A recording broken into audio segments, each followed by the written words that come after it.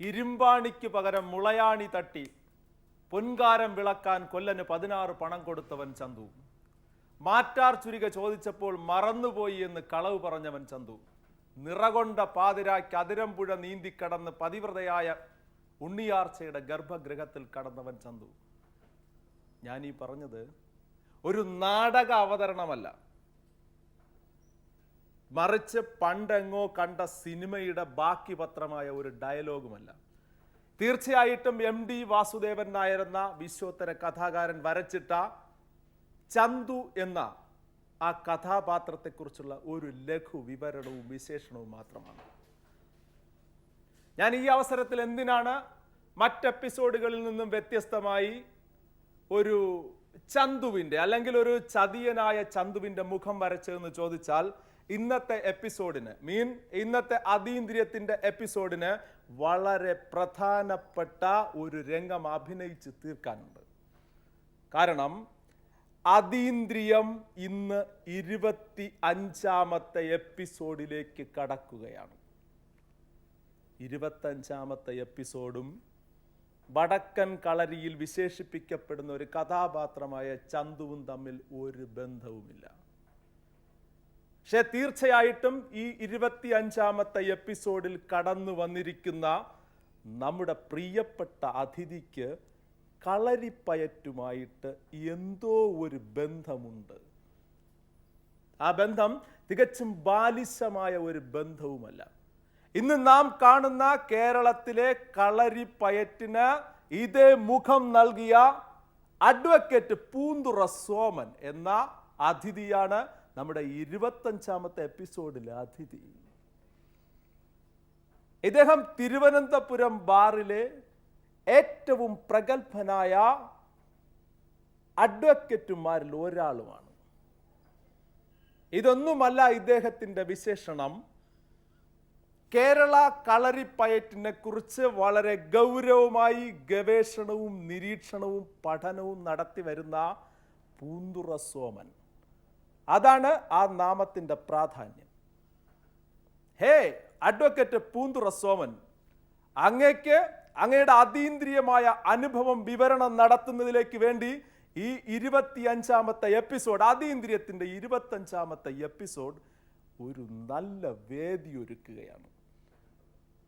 പ്രിയ Soman, advocate Poonthura Soman, അങ്ങേക്ക് ഈ അതീന്ദ്രിയത്തിൻ്റെ ഒരൊറ്റ വാചകം കൂടി പറയാൻ ഞാൻ ആഗ്രഹിക്കുന്നുണ്ട്. എന്തെന്നാൽ ചുരുങ്ങിയ കാലത്തിനുള്ളിൽ എൻ്റെ പ്രിയ പ്രേക്ഷകർ, മലയാള പ്രേക്ഷകർ ഹൃദയത്തിലേറ്റിയ ഈ അതീന്ദ്രിയത്തിൻ്റെ 25ാമത്തെ എപ്പിസോഡിലേക്ക് സ്വാഗതം സാർ.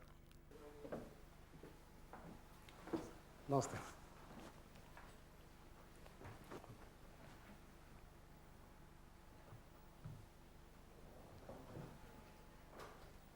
അഡ്വക്കേറ്റ് പൂന്തുറ സോമൻ, ഞാൻ എൻ്റെ മുഖവുരയിൽ പറഞ്ഞതുപോലെ കേരളത്തിൻ്റെ തനതു കലയായ കളരിപ്പയറ്റിന് നാം ഇന്നു കാണുന്ന മുഖം നൽകിയ ഒരു മാന്യദേഹം.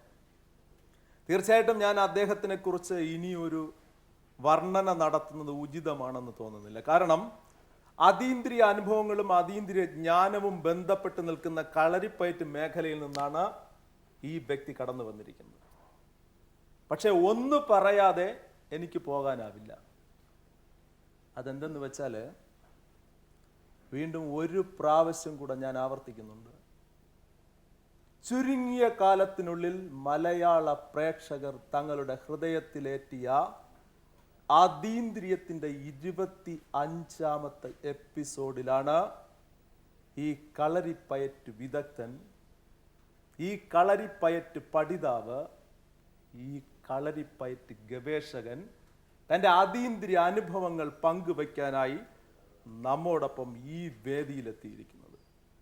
തീർച്ചയായിട്ടും അദ്ദേഹത്തിന് മറ്റെല്ലാ എപ്പിസോഡുകളിൽ നിന്നും മാറി അതിലെല്ലാം ഉപരിയായി ഈ അതീന്ദ്രിയത്തിൻ്റെ, എൻ്റെ മാത്രമല്ല, ഈ അതീന്ദ്രിയത്തിൻ്റെ പിന്നിൽ പ്രവർത്തിക്കുന്ന മുഴുവൻ പേരും അദ്ദേഹത്തിന് ഈ പ്രോഗ്രാമിലേക്ക് സ്വാഗതമരുളുന്നുണ്ട്.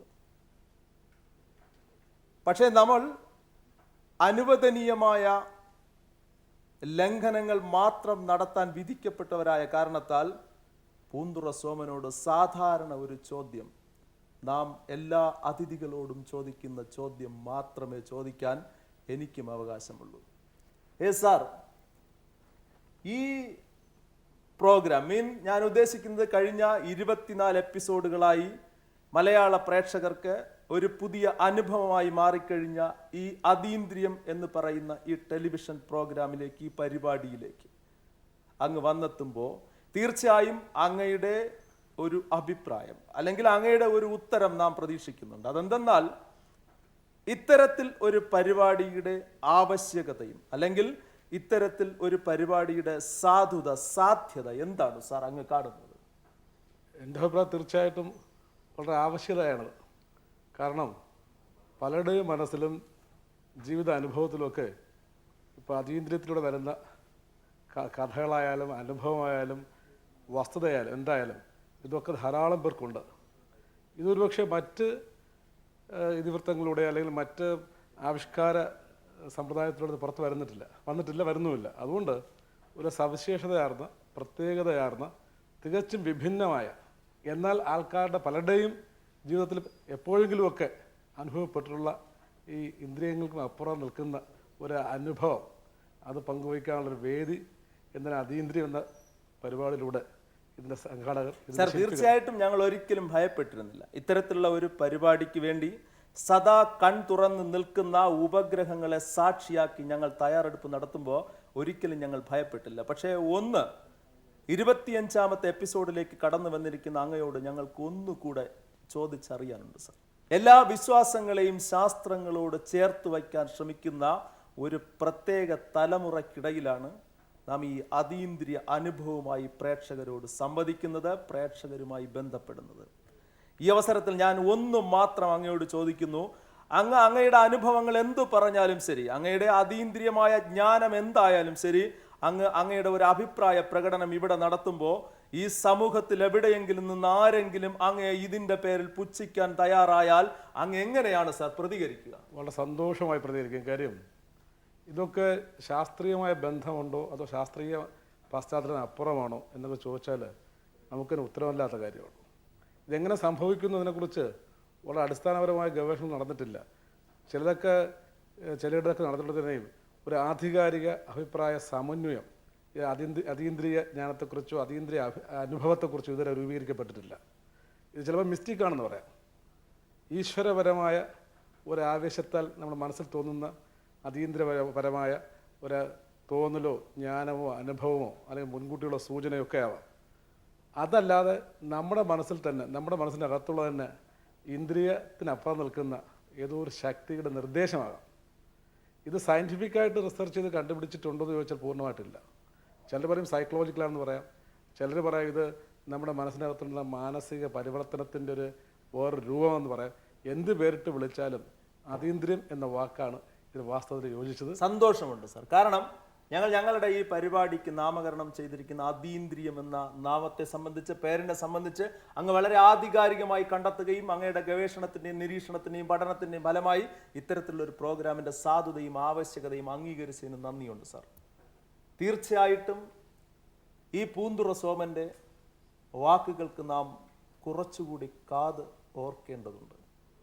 കാരണം ആയിരക്കണക്കിന് വിദ്യാർത്ഥികൾക്ക്, ആയിരക്കണക്കിന് കുട്ടികൾക്ക് അക്ഷരജ്ഞാനം പകർന്ന് നൽകുകയും നൽകിക്കൊണ്ടിരിക്കുകയും ചെയ്യുന്ന ഈ അഡ്വക്കേറ്റ്, ഈ കളരി വിദഗ്ധൻ, അദ്ദേഹം ഇപ്പോൾ നമ്മോടൊപ്പം വന്നിരിക്കുന്നത് കളരിപ്പയറ്റിൻ്റെ വിശാലത പറയാനല്ല, അല്ലെങ്കിൽ അക്ഷരജ്ഞാനത്തെക്കുറിച്ച് സംസാരിക്കാനുമല്ല.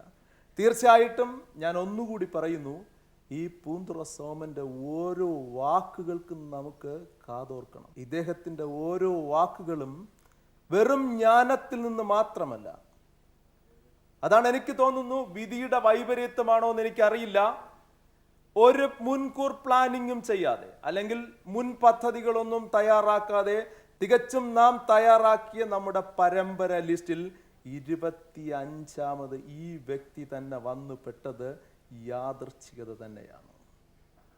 ഒരിക്കലും ഒരു മുൻ പദ്ധതി ഇതിനുണ്ടായിരുന്നില്ല. എന്തായാലും അദ്ദേഹത്തെക്കുറിച്ചോ അദ്ദേഹത്തിൻ്റെ ജ്ഞാനത്തെക്കുറിച്ചോ ഒന്നും അന്വേഷിക്കുകയല്ല നമ്മുടെ ജോലി. പക്ഷേ ഇവിടെ നമുക്ക് പൂന്തുറ സോമൻ എന്ന ഈ വ്യക്തിക്കുണ്ടായിരിക്കുന്ന അതീന്ദ്രിയ അനുഭവങ്ങളെക്കുറിച്ച് അന്വേഷിക്കണം. തീർച്ചയായിട്ടും അദ്ദേഹത്തിൻ്റെ അതീന്ദ്രിയ അനുഭവങ്ങൾ നമ്മളോടൊപ്പം പങ്കുവയ്ക്കും. തൻ്റെ അതീന്ദ്രിയ ജ്ഞാനത്തെക്കുറിച്ച്, തൻ്റെ അതീന്ദ്രിയ അറിവുകളെക്കുറിച്ച്, ഈ ജീവിത പന്ഥാവിനിടയിലുണ്ടായ അതീന്ദ്രിയ അറിവുകളെക്കുറിച്ച് നമ്മോട് സംസാരിക്കാനാണ് അഡ്വക്കേറ്റ് പൂന്തുറ സോമൻ ഒരുങ്ങിയിരിക്കുന്നത്. നാം അദ്ദേഹത്തിനോട് ഒന്നും തന്നെ ചോദിക്കേണ്ട ആവശ്യകത ഇവിടെ വരുന്നില്ല. എങ്കിലും സാധാരണ പോലെ ഞാൻ ഒന്ന് ചോദിച്ചോട്ടെ സാർ, എന്താണ് അങ്ങയുടെ ഈ ജീവിതയാത്രക്കിടയിൽ, അല്ലെങ്കിൽ എന്തൊക്കെയാണ് ഈ ജീവിതയാത്രക്കിടയിൽ അങ്ങേക്കുണ്ടായ അതീന്ദ്രിയ അനുഭവങ്ങൾ? കുറച്ചൊക്കെ ഉണ്ടായിട്ടുണ്ട്. ഒരു 2-3 ഞാനിവിടെ പറയാം. ഇത് അതീന്ദ്രിയമാണോ, ഞാൻ നേരത്തെ സൂചിപ്പിച്ചതുപോലെ ഈശ്വരപരമായ സഹായമാണോ എന്ന് നിശ്ചയിക്കാൻ കഴിയില്ല. ഒന്ന്, ഇപ്പോൾ എൻ്റെ പേര് പൂന്തുറ സ്വാമി എന്ന് പറഞ്ഞതുപോലെ എൻ്റെ കുട്ടിക്കാലത്ത് ഒരു അനുഭവം ഉണ്ടായി. പൂന്തുറ സ്വാമി എന്നൊരു മഹാ സന്യാസി വര്യൻ പൂന്തുറയിലുണ്ടായിരുന്നു. അപ്പോൾ എനിക്കൊരു 8-10 വയസ്സ് ഉള്ള കാലം, എനിക്ക് നമ്മളെ വലിയ ആസ്മാറ്റിക് കംപ്ലൈൻറ്റ്, ഇങ്ങനെ കുട്ടികളും വലിക്കുമല്ലോ, അത് നിരന്തരമായ അസുഖം എനിക്കുണ്ടായിരുന്നു. വളരെ കലശലായിരുന്നു. അപ്പം അച്ഛൻ അന്നാവുന്ന നിലയ്ക്കൊക്കെ അച്ഛൻ്റെ പരിചയമുള്ള ഡോക്ടർമാർ എന്ന് വെച്ചാൽ ട്രിവാൻഡ്രത്ത് കിട്ടാവുന്ന മോഡേൺ മെഡിക്കൽ എന്താ പറയുക ചികിത്സയൊക്കെ സഹായമൊക്കെ ചെയ്തു നോക്കി. ഒന്നും ഫലപ്രാപ്തി വന്നില്ല. അതുകൊണ്ട് അച്ഛൻ്റെ ഒരു സുഹൃത്ത് പറഞ്ഞ് പൂന്തുറ സ്വാമിക്ക് എല്ലാ തിങ്കളാഴ്ചയും ഒരു കരിക്ക് കൊണ്ട് കൊടുത്താൽ അതുകൊണ്ട് ഗുണമുണ്ടാകും.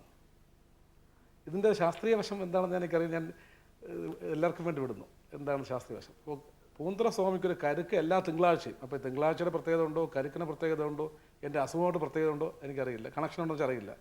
എന്തായാലും അച്ഛൻ്റെ സുഹൃത്ത് പറഞ്ഞു, അച്ഛൻ അത് സ്വീകരിച്ചു. എന്നെയും കൂട്ടി ഒരു കരുക്കുമായിട്ട് എല്ലാ തിങ്കളാഴ്ചയും സ്വാമിക്ക് കൊടുക്കും. സ്വാമി ഒന്നും വാങ്ങില്ല, സ്വാമി വെറുതെ അവിടെ ഇരിക്കും. അപ്പോൾ സ്വാമിയുടെ അടുത്ത് നിൽക്കുന്ന ഒരാൾ ഇത് വാങ്ങി അവിടെ വയ്ക്കും. ഇത്രയേ ഉള്ളൂ. അതുകൊണ്ട് 4-5 പ്രാവശ്യം 4-5 തിങ്കളാഴ്ചകൾ ഈ കരുക്കൊണ്ട് കൊടുക്കും. കുറച്ചു നേരം സ്വാമി തൊഴിലോട് നിൽക്കും, ഒരു 5 മിനിറ്റ് തിരിച്ചു പോകും. ഇത്രേ ചെയ്തിട്ടുള്ളൂ. ഒരു ദിവസം ഇങ്ങനെ കരുക്കെല്ലാം കൊടുത്തു കഴിഞ്ഞ് ഞാനും അച്ഛനും കൂടെ വരുന്നു. ഞാൻ അച്ഛൻ്റെ വിരൽത്തുമ്പിൽ തൂങ്ങി വരികയാണ്. ഒരു 9-10 വയസ്സ് അത്രേ ഉള്ളൂ. സ്വാമിക്ക് കരുക്ക് കൊടുത്തിട്ട് അവിടെ നിന്നൊരു 100 അടി തിരിച്ചു കിടന്നിട്ടുണ്ടാകും വീട്ടിലോട്ട്. അപ്പോഴേക്കും എൻ്റെ പിറകിൽ അരയ്ക്കും തൊട്ട് മുകളിലായിട്ട് ശക്തമായൊരടി. അടിയോട് ഞാനിങ്ങനെ ഞെട്ടി കരഞ്ഞു വിളിച്ചു. അച്ഛൻ തൂക്കി തോളിലിട്ട് തിരിഞ്ഞു നോക്കുമ്പോൾ ഈ പൂന്തുറ സ്വാമി എന്ന അതിമഹാനായ ഋഷിവര്യൻ നടന്നു വന്ന് എന്നെ പുറം കാലുകൊണ്ട് അടിച്ചിട്ട് അദ്ദേഹം തിരിച്ചു. അപ്പോൾ ഈ പുറം കാലുകൊണ്ട് അടിച്ചിട്ട് അദ്ദേഹം പോയി. ഞാൻ കരഞ്ഞു, അച്ഛൻ തൂക്കി തോളിലിട്ടു, തിരിച്ചു വീണ്ടും വന്നു. പിന്നെ ഇന്ന് വരെ ഈ ആസ്മാറ്റിക് കംപ്ലൈൻറ്റ്, ഈ വലമിൻ്റെ അസുഖം, കുട്ടിക്ക് വന്ന അസുഖം എന്തായാലും ഇതുവരെ ഉണ്ടായിട്ടില്ല. ഇതിപ്പോൾ ഇത് അതീന്ദ്രിയമാണോ, അത് പൂന്തുറ സ്വാമിയുടെ ഈ തപശ്ചര്യയുടെ ശക്തി കൊണ്ടുള്ള സ്വാധീനതയോടെ എന്നിൽ ഈ അസുഖം മാറ്റിയെന്ന് ചോദിച്ചാൽ എനിക്കത് വ്യക്തമായി പറയാൻ കഴിയില്ലെങ്കിലും സ്വാമിയിലൂടെ എന്നിൽ പ്രവേശിച്ച ഏതോ അതീന്ദ്രിയ ശക്തിയുടെ ആവേശം തന്നെയാണ് ഈ അസുഖം മാറ്റിയത്. അതിൽ തർക്കമില്ല.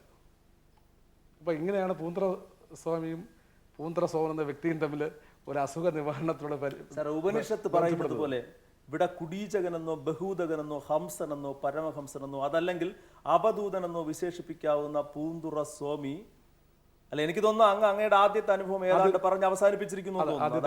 ജീവിതത്തിലെ ആദ്യ അനുഭവമാണ്. അതെ, ആ അവധൂതനായ ആ പൂന്തുറ സ്വാമി ഈ പൂന്തുറ സ്വാമനിലേക്ക് പകർന്നു നൽകിയ ആ ദൈവീകമായ ആവേശത്തെ അങ്ങ് അതീന്ദ്രിയമായി കാണുന്നു അല്ലേ സാർ? തീർച്ചയായിട്ടും.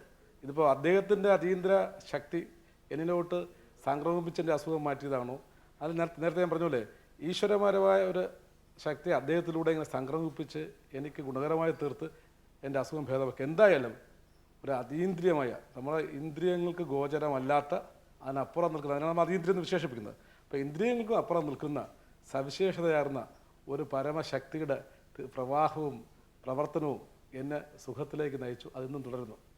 അതിനുശേഷം ഒരിക്കലും അങ്ങേക്ക് അസുഖം വന്നിട്ടില്ല. ഒരിക്കലും ഉണ്ടായിട്ടില്ല. തീർച്ചയായിട്ടും അങ്ങ് വളരെ അനുഗ്രഹീതനാണ് സാർ. കാരണം ഈ ഇളം പ്രായത്തിൽ മറ്റ് ഭിഷഗ്വരന്മാരൊക്കെ, വൈദ്യന്മാരൊക്കെ, ഡോക്ടർമാരൊക്കെ കൈയൊഴിഞ്ഞപ്പോൾ അങ്ങ് പ്രാപിച്ചത് യഥാർത്ഥ ദൈവിക ചൈതന്യ കേന്ദ്രത്തിലായിരുന്നു എന്ന് ഒരു നല്ല വിശ്വാസം അങ്ങേക്കുണ്ട് അല്ലേ സാർ? തീർച്ചയായിട്ടും ഉണ്ട്. എന്തായാലും അങ്ങയുടെ വിശ്വാസം പോലെ അങ്ങേക്ക് ലഭിച്ചിരിക്കുന്ന ആ അവധൂത അനുഗ്രഹം, ആ അനുഗ്രഹം ഞങ്ങളുടെ ഈ അതീന്ദ്രിയത്തിൻ്റെ 25ാം എപ്പിസോഡ് കണ്ടുകൊണ്ടിരിക്കുന്ന എല്ലാ പ്രേക്ഷകർക്കും ഉണ്ടാകട്ടെ എന്ന് തന്നെയാണ് സാർ ഞാൻ ആശംസിക്കാനും അനുഗ്രഹിക്കാനും ആളല്ല. എന്തായാലും ആ ദിവ്യ ചൈതന്യത്തിന് മുന്നിൽ ഞാൻ പ്രാർത്ഥിച്ചുകൊണ്ട് അങ്ങയോട് ചോദിക്കുകയാണ്, മറ്റെന്താണ് സാർ അങ്ങേക്കുണ്ടായിട്ടുള്ളത്? എനിക്ക് പത്തനംതിട്ടത്തിലെ ബന്ധുക്കളൊക്കെ ഉണ്ട്. കഴിഞ്ഞ വർഷം പത്തനംതിട്ട പോകേണ്ടി വന്നു. അപ്പോൾ എൻ്റെ ഒരു സുഹൃത്തും ബന്ധുമായ ഒരാളുടെ വീട്ടിൽ ഞാൻ പോയി. അവിടെ ചെന്നപ്പോൾ അവിടെ കുറേ ആൾക്കാർ കൂടി നിൽപ്പുണ്ട്. വിഷയം ഒരു പാമ്പാണ്. ആ സുഹൃത്തിൻ്റെ ബെഡ്റൂമിനകത്ത് ഒരു പാമ്പ് പത്തി വിടർന്ന് നിൽപ്പുണ്ട്. അവർ വളരെ ശ്രമിച്ചിട്ടും ഈ പാമ്പ് പോവില്ല. അപ്പോൾ ഇയാൾക്ക് പാമ്പിനെ കൊല്ലാൻ താല്പര്യമില്ല. എന്നിട്ട് വളരെ പണിപ്പെട്ട് പാമ്പിനെ ഒരു വിധത്തിൽ തള്ളി ഉന്തി പുറത്ത് വിട്ടു. പക്ഷെ അരമണിക്കൂറിൽ ആ പാമ്പ് വീണ്ടും നടക്കണം. ഇങ്ങനെ 3-4 പ്രാവശ്യം ശ്രമിച്ച് പാമ്പിനെ പറഞ്ഞയച്ചിട്ടും അടിച്ചോടിച്ചൊക്കെ വിട്ടിട്ടും കൊല്ലാൻ തയ്യാറായില്ല. പാമ്പ് പിന്നെയും ഓടിച്ച് വിടുന്നവർ കുറച്ച് സമയം, 1/2 മണിക്കൂറോ 3/4 മണിക്കൂറോ പാമ്പ് വീണ്ടും അവിടെ വരും. ഏതായാലും സന്ധ്യയായി, പാമ്പ് പോകുന്നുമില്ല. പാമ്പിനെ കൊല്ലാൻ അവർക്ക് താല്പര്യമില്ല. അപ്പോൾ വീട്ടിൻ്റെ ഉടമസ്ഥനും ഭാര്യയും മക്കളൊക്കെ തീരുമാനിച്ചു, ഇന്നേക്ക് അവിടെ കിടക്കണ്ട, മാറി താമസിക്കാം. എന്നാലും പാമ്പ് എന്തുകൊണ്ട് പോകുന്നില്ല? അപ്പോൾ ഈ പാമ്പ് പോകാത്തതിനെക്കുറിച്ച് ഏതെങ്കിലും അമ്പലത്തിൽ പോയി പൂജാരിയോട് ചോദിക്കുകയോ ജ്യോതിഷിയെ കണ്ട് ചോദിച്ചിട്ടും ഒരു തീരുമാനമെടുക്കുക. എന്തായാലും പാമ്പിന് 3-4 പ്രാവശ്യം തല്ലി ഉന്തി കുത്തിയൊക്കെ ഓടിച്ചിട്ടും കമ്പൗണ്ടൊക്കെ കുത്തി ഓടിച്ചിട്ടും പോകുന്നില്ല. പോകുന്ന പാമ്പ് തിരിച്ചു വരുന്നു. അപ്പോൾ പോകുന്നതായിട്ട് തോന്നുന്നതാണോ? കാരണം അരമണിക്കൂർ പാമ്പ് വീണ്ടും വരുന്നു, ഏത് വഴി വരുന്നത് കാണുന്നില്ല. അപ്പോൾ പാമ്പ് ഇറങ്ങി പോകുന്നു, പക്ഷെ തിരിച്ചു വരുന്നത് കാണുന്നില്ല. അരമണിക്കൂർ പാമ്പോടെ ഉണ്ട്, അമൃക്കത്തിനുണ്ട്. അപ്പോൾ സംശയം വന്നു, ഈ പാമ്പ് പോകുന്നോ ഇല്ലയോ. അതൊക്കെ ഒരു സംശയവും മാനസികവും എന്തോ ആയിട്ടോ, എന്തായാലും പാമ്പുണ്ട്, അത് സത്യമാണ്. അപ്പോൾ ആ വീട്ടിലൊന്ന് കിടക്കണം തീരുമാനിച്ചു. ഒരു പഴയ വീടാണ്, ചെറിയ വീടുമാണ്, റോഡിലോട്ട് ഇങ്ങനെ പ്രൊജക്റ്റ് ചെയ്തിരിക്കുന്ന വീടാണ്. ശകലം ഇത് റോഡിൻ്റെ സൈഡിലും തിട്ടയുടെ മുകളിൽ ഇങ്ങനെ നിൽക്കുന്ന വീടാണ്. ഇവരെന്തായാലും അന്ന് താമസം മാറ്റി മക്കളുമായിട്ടൊക്കെ വേറെ വീട്ടിൽ പോയി കിടന്നു. അന്ന് രാത്രി വളരെ രസകരവും അത്ഭുതാവഹവും നമുക്ക് അവിശ്വസനീയവും അവിതീന്ദ്രിയത്തിൻ്റെ ഒരു മകുടവും ഉദാഹരണം എന്ന് വിശേഷിപ്പിക്കുന്ന സംഭവം ഉണ്ടായി. രാത്രി ഒരു ലോറി ഇടിച്ച് ആ വീടിൻ്റെ ബെഡ്റൂം അടുക്കളാഹവും നിശേഷം നശിച്ചു. മുഴുവൻ നിലം പൊത്തി പഴയ വീട്. അത്ഭുതം സർ. അത് കാണിക്കുന്നത് അന്ന് രാത്രി അവിടെ തങ്ങിയിരുന്നുവെങ്കിൽ ഇവരൊക്കെ തന്നെ മരിക്കുമായിരുന്നു. വീട് പൊളിഞ്ഞ് വീണ് ഒരു വലിയ അപകടത്തിൽപ്പെട്ട എല്ലാവരും മരിക്കുമായിരുന്നു. ഈ പാമ്പ് പത്തി വിടർത്തി നിന്ന പാമ്പ് നിരന്തരമായി ആ മുറിക്കത്ത് മാറാതെ തള്ളിവിടുമ്പോൾ തിരിച്ചു വന്ന് നിന്ന് ഇവരെ രക്ഷിക്കുകയായിരുന്നു.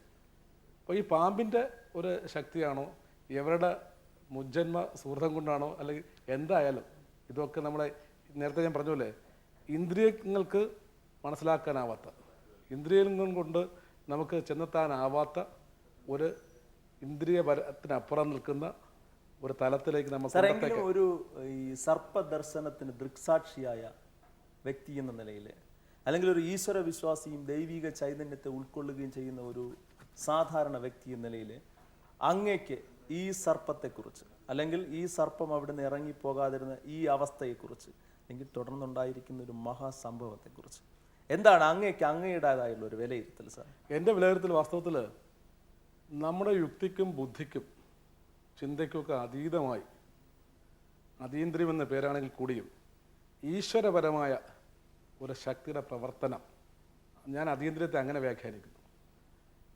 അതിൻ്റെ വാച്യാർത്ഥം ഇന്ദ്രിയങ്ങൾക്ക് അപ്പുറമാണെങ്കിലും ആ ഇന്ദ്രിയങ്ങൾക്ക് അപ്പുറം നിൽക്കുന്ന അതീന്ദ്രിയം എന്ന് പറയുന്ന ആ പ്രവർത്തന സംഭവം ഈശ്വരൻ്റെ പ്രത്യേക നിയോഗമോ തീരുമാനമോ നിശ്ചയമോ തന്നെയാണെന്നാണ് എൻ്റെ വ്യക്തിപരമായ വിശ്വാസവും. എന്ന് വെച്ചാൽ അങ്ങ് പറയുന്നത് ഇവിടെ അതീന്ദ്രിയങ്ങൾക്കപ്പുറം, നമ്മുടെ വിചാരങ്ങൾക്കും വികാരങ്ങൾക്കും അപ്പുറം നടക്കുന്ന എല്ലാം ഈശ്വരപരമായ ഒരു തീരുമാനത്തിൻ്റെ എന്താ പറയുക ആലങ്കാരികമായ ആവിഷ്കാരമാണ് അതീന്ദ്രിയം എന്ന പേര് നമ്മൾ വിശേഷിപ്പിക്കുന്നത്. യാതൊരു സംശയമില്ല സാർ. എന്നാലും കുറച്ചുകൂടെ ഒരു സാധാരണ നിലയിലേക്ക് ഇറങ്ങി വരികയാണെങ്കിൽ ഈ സർപ്പത്തെ, എനിക്ക് തോന്നുന്നു അങ്ങ് ഈ സർപ്പത്തെ വിശേഷിപ്പിക്കാൻ ആഗ്രഹിക്കുന്നത് ഈശ്വരൻ്റെ ഒരു ബിംബമായിട്ടാണെന്ന് തോന്നുന്നു.